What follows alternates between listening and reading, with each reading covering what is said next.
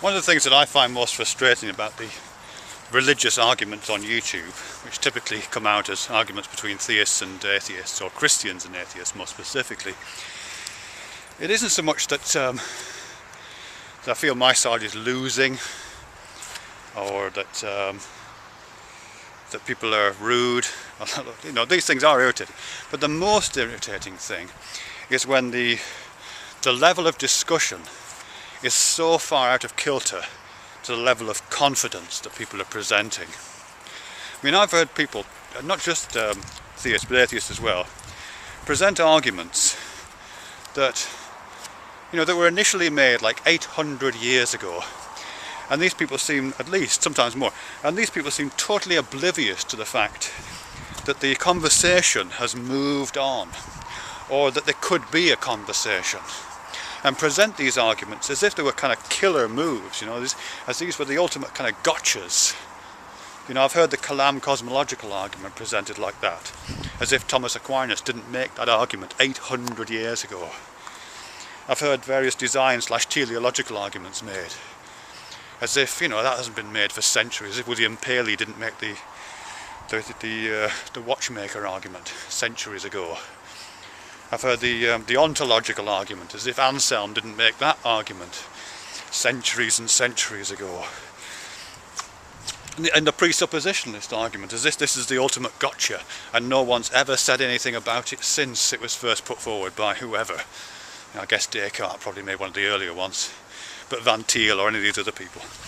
You know, as if no one's ever said anything about that. It's very frustrating. And people present these arguments as if, not only as if they've never said them before, but with such confidence. And it's to me it appears incredibly thin, almost sad in its thinness. Because, you know, to me it's a little bit like, I'm trying to think of an analogy for this. It's a little bit like a game of chess, this kind of philosophy stuff, and this movement forward of ideas. It's not a perfect analogy, by the way. You know, but chess always starts with two sides, and then there's a first move, isn't there? One player or the other will move a pawn, or I think you can move a knight as well. Okay, but they move a pawn, and there's another move, and then there's another move.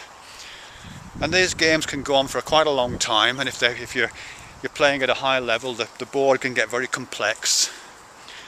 And if it's played well by people who know what they're doing, for a long time it's really unclear about who's winning, and the board contains an enormous amount of history of the moves. You know, a really good chess player can look at a board that's well advanced and can look at it and think, wow, there's a lot of interesting moves have gone in to get to this position, and can feel the complexity of the history, and it's almost an aesthetic sense.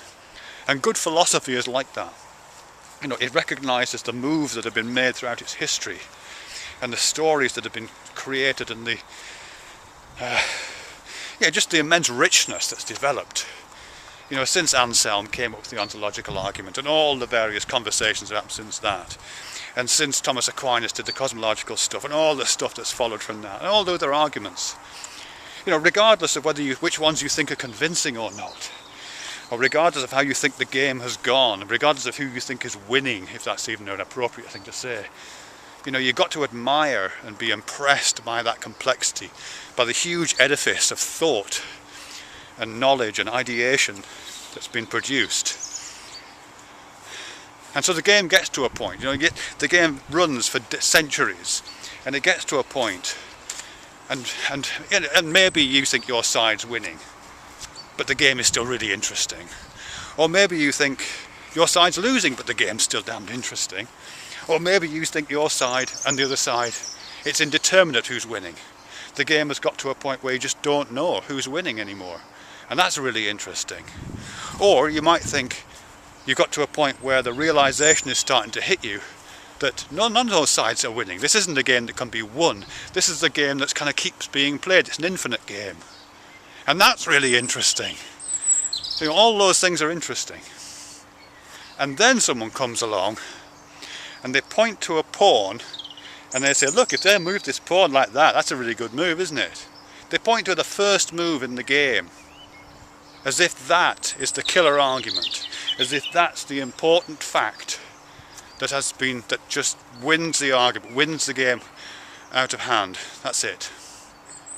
Yes, but have you thought about the Kalam cosmological argument? Yes, we have. Have you thought about prime movers? Yes, we have. Thousands of people have been doing that for hundreds of years.